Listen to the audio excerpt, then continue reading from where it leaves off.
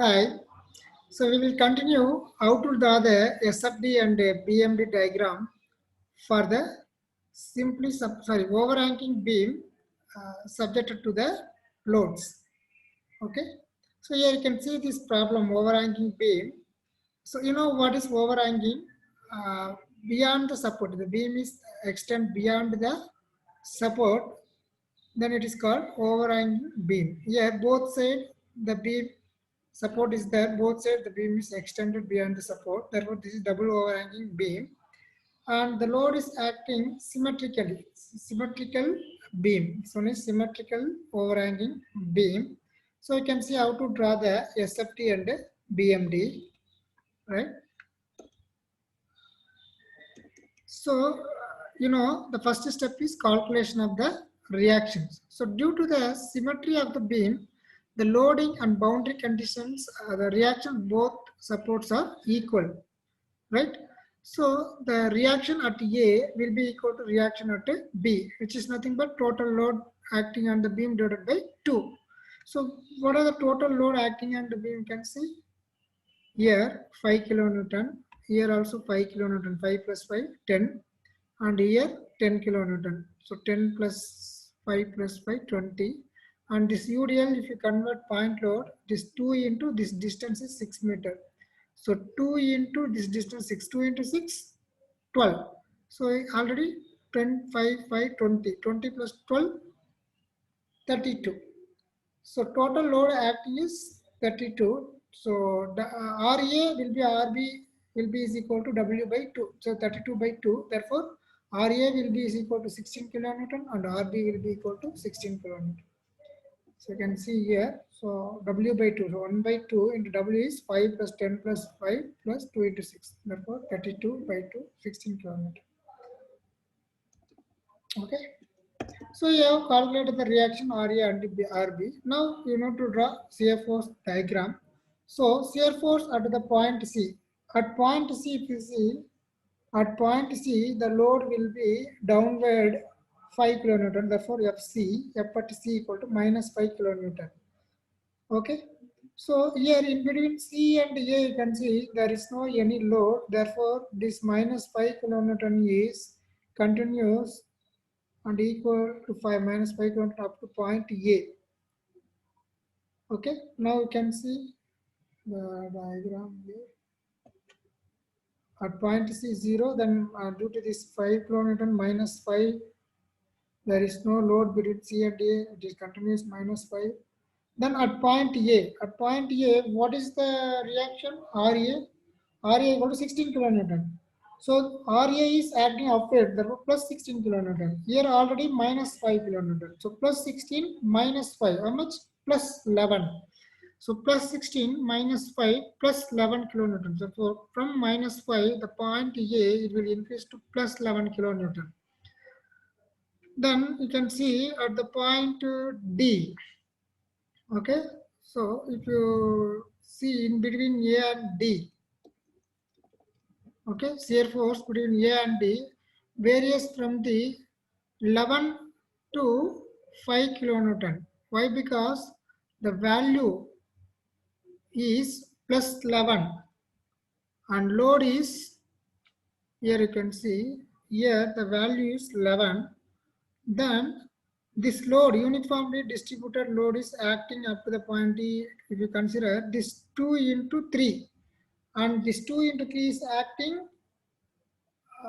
just a minute, I will show you the notation, you can understand.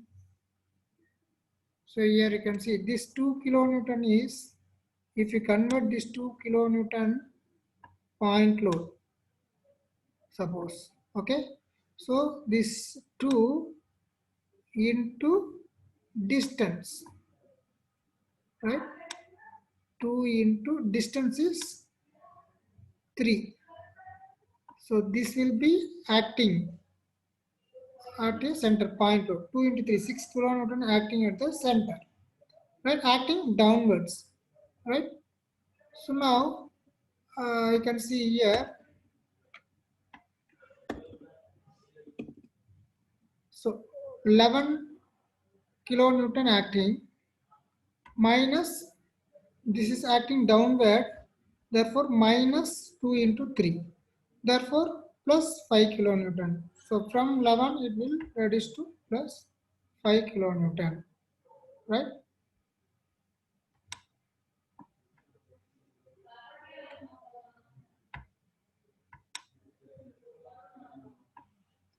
Okay, so now shear force between A and D varies from 11 kilonewton to 5 kilonewton. Therefore, here you can see in this diagram,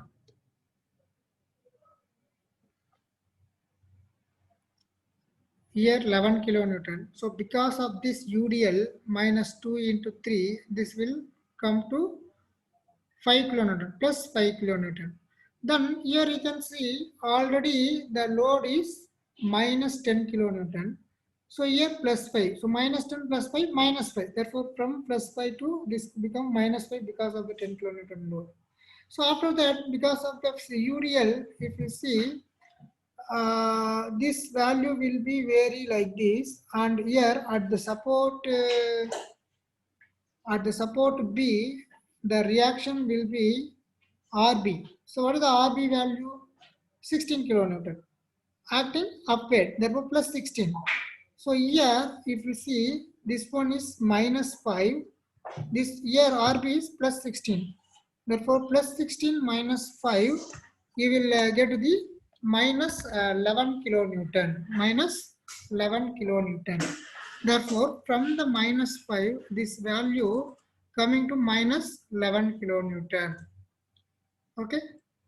Here you can see UDL load.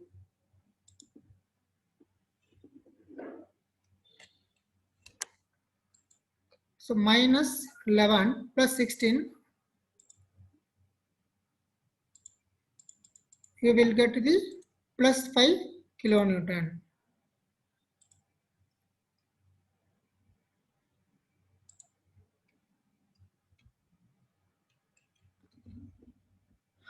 Okay. So here at point D, minus 10 kilonewton downward. Already you have plus 5 kilonewton. Therefore, minus 10 plus 5, you will get minus 5 kilonewton. So after that, because of this UDL load, okay, 2 into this 3. Therefore, 2 into 3 is acting here means minus 6. So already the value is here minus 5. Here 2 into 3 means minus 6. So minus 5 minus 6 minus 11. Therefore, this value come to here minus 11 kilonewton. But here the reaction is plus 16 kilonewton upward.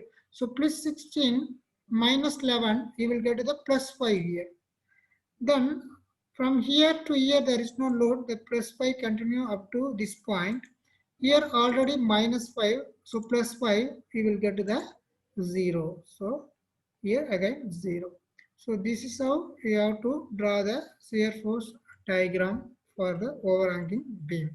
Now we can see how to draw the bending moment diagram.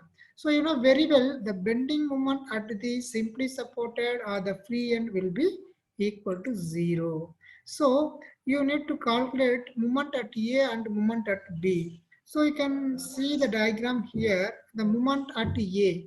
So if you see moment at A, this symmetrical section. So moment at A will be equal to moment at B.